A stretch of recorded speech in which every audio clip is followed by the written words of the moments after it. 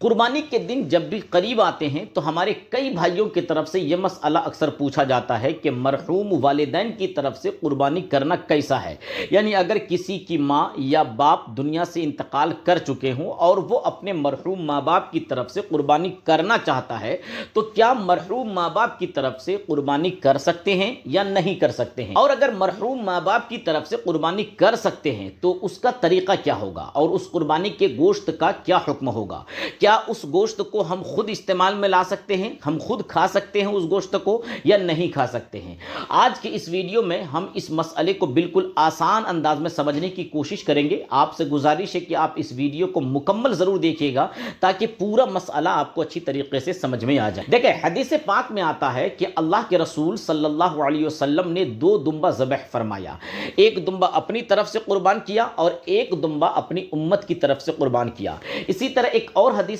پاک میں ہے کہ حضرت علی المرتضیٰ رضی اللہ تعالیٰ عنہ ایک دمبا اپنی طرف سے قربان کیا کرتے تھے اور ایک دمبا حضور اکرم صلی اللہ تعالیٰ علیہ وسلم کی طرف سے قربان کیا کرتے۔ تو ان دونوں حدیثوں سے معلوم ہوا کہ کسی دوسرے کی طرف سے اور میت کی طرف سے قربانی کرنا بلا شبہ جائز ہے، لیکن اگر میت کی طرف سے قربانی کریں گے تو اس کا مسئلہ تھوڑا الگ ہے۔ میت کی طرف سے قربانی کرنے کی 2 صورتیں ہیں۔ پہلی صورت تو یہ ہے کہ اگر والدین یعنی ماں باپ میں سے جن کا انتقال ہو گیا ہو، اگر آپ ان کے نام سے قربانی کرنا چاہتے ہیں تو اگر ماں باپ نے قربانی کرنے کی وصیت کی تھی، یعنی انتقال سے پہلے اگر ماں نے یا باپ نے وصیت کی تھی کہ ہمارے انتقال کے بعد ہماری طرف سے قربانی کر دینا، اگر انہوں نے یہ وصیت کی تھی تو ایسی صورت میں آپ ان کے نام پر قربانی بلا شبہ کر سکتے ہیں۔ لیکن اس صورت میں یعنی وصیت کرنے کی صورت میں گوشت کا حکم یہ ہے کہ آپ اس گوشت کو خود نہیں کھا سکتے ہیں،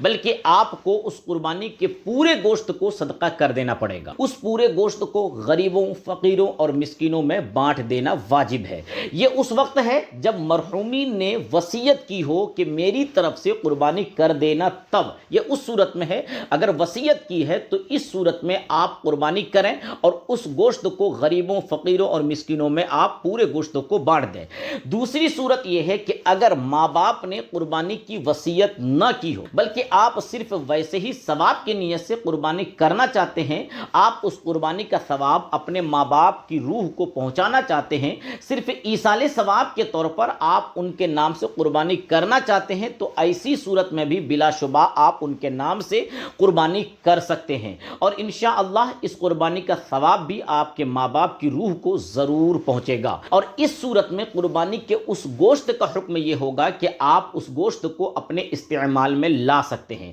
یعنی عام طور پر قربانی کے گوشت کا جو حکم ہوتا ہے کہ آپ اس گوشت کے 3 حصے کریں، ایک حصہ آپ خود اپنے لیے، اپنے اہل و عیال کے لیے رکھیں اور ایک حصہ رشتہ داروں میں تقسیم کر دیں اور ایک حصہ غریبوں، مسکینوں میں تقسیم کر دیں، تو ٹھیک اس گوشت کا بھی یہی حکم ہوگا۔ تو خلاصہ کلام یہ ہے کہ میت کی طرف سے قربانی بلا شبہ کر سکتے ہیں، اس میں شرعاً کوئی قباحت نہیں ہے، اور اگر آپ ان کے نام سے قربانی کرتے ہیں تو اس کا ثواب بھی ان کی روح کو ضرور پہنچے گا۔ ہاں، بس فرق یہ ہے کہ اگر میت نے وصیت کی تھی کہ میرے طرف سے قربانی کر دینا، تو آپ اس قربانی کے گوشت کو نہیں کھا سکتے ہیں، بلکہ اس گوشت کو غریبوں، مسکینوں میں تقسیم کر دیں، اور تقسیم کرنا ضروری ہے۔ اور اگر وصیت نہیں کی تھی بلکہ آپ صرف ثواب پہنچانے کی نیت سے قربانی کر رہے ہیں، تو آپ اس گوشت کو خود بھی استعمال میں لا سکتے ہیں، آپ اس گوشت کو خود کھا سکتے ہیں۔ امید ہے کہ آپ کو آج کی یہ ویڈیو، آج کا یہ مسئلہ سمجھ میں آ گیا ہوگا۔ اگر یہ ویڈیو آپ کو اچھی لگی ہو تو اپنے دوست و احباب تک ضرور شیئر کریں۔